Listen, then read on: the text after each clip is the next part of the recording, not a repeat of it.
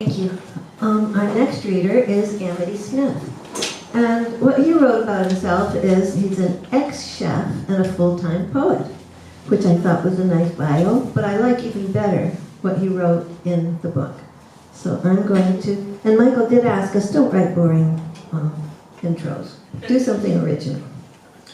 So, this is his intro. The boy had no use for men. He vowed not to become one of them. He borrowed an aging, ragged body. He invented a language that could be hidden in another language. Therefore, he is a kind of a spy, but no one in a million years would suspect of him.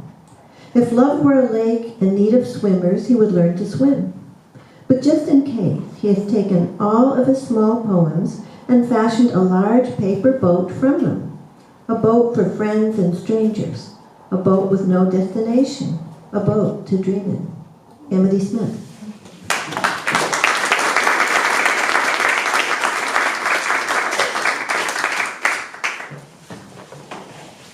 Thank you, Joan. I'm going to start with a couple older poems from the book. And then I'll have a couple new ones. This is part of a sort of ongoing series of poems that I've been doing called Other Towns. And they're mainly towns in my imagination, but they might seem familiar in some way to us. Other Towns, number 3. I was a blue ribbon boy before the blue road beckoned me. Then I lived for years in singing towns that are now dead air. The towns of the moon know a different kind of poverty. There I will follow a breath of smoke to a bar that is known for never having turned away a single set of bones.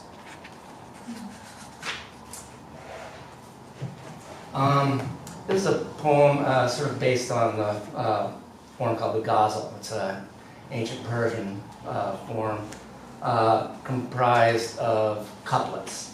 Each couplet is sort of its own individual poem. The idea is that they will sort of fit together and make some kind of sense. The final couplet of a ghazal is often a reference to oneself or an address to oneself. Tell no one. In the attic, there is a jar of secrets, but the lid keeps coming off. Don't tell a soul. Daddy talked forever about a level playing field. Daddy is buried crookedly in that green field. Sissy, with her big sweet smile, calmed me then, told me there was no such place as hell. But these days, I can smell the roar. I can hear the distance shrinking. In the senior English, Mr. Rose said literature is a thing that could make life sacred, but he was wrong. In these dark years, I swear it is the only thing. Mom said white lies were okay sometimes, even necessary. Master them and save yourself some grief. Outside, there's a snowpack decades deep. I have no strength or nerve or shovel for it. Once I build a radio from old bird bones, the coming spring will be a stage for a dead bird's song. Yesterday I took my scissors down to the river. Now there are 2 rivers, one in which I can swim, one in which I can drown. 2 good rivers. If I tell you what you must hear, do not listen.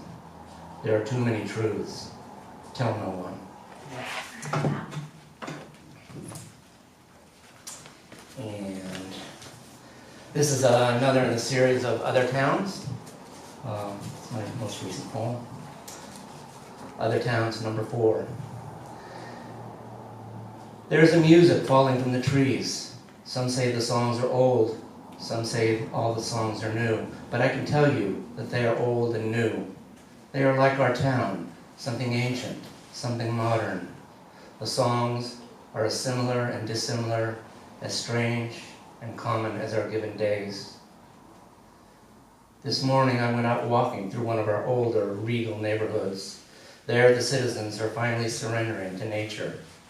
Their yards wild and lush and overgrown. Many have lost their livelihoods. Many more are losing their minds, but most of them have sad and honest smiles. There the gardens are wrestling the houses under. The streets say, hello and welcome, dear brother, but they are quicker to say goodbye. I swear that we have a sister city somewhere in the middle of another distant, swirling galaxy. When its townsfolk stop to think of us, I imagine that they must fear for us, for our secrets are written on fallen leaves, and our shadows are dark, illegible maps of distant or non-existent lands. Our poor souls depend on the scaffolding of bones. Our truths are often whispered, and our lies are often loud, and our prayers are like coins, lost or wasted, spent or misspent. The rumor of war takes the shape of a crow. A stranger may not recognize these things, but this town, in many ways, is just like yours.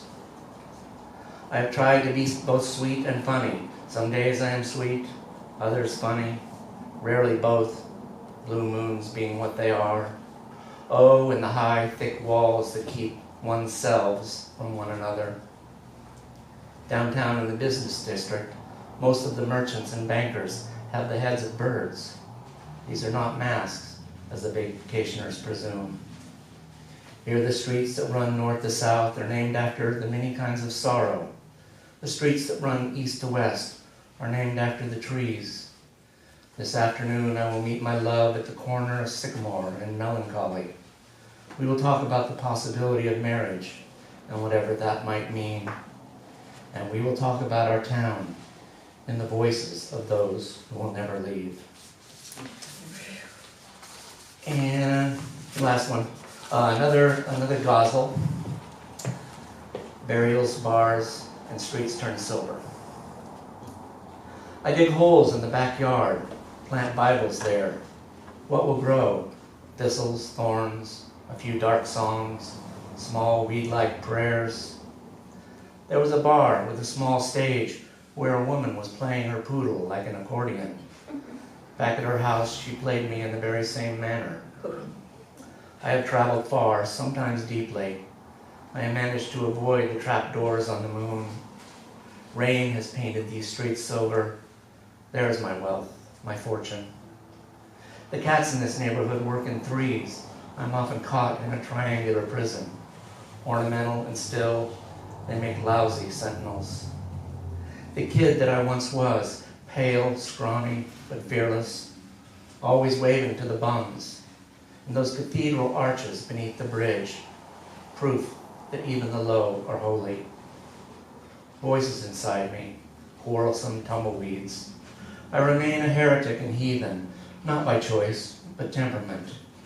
I think a deeper sorrow might do this town some good. I tried to square judgment with justice, man with melancholy.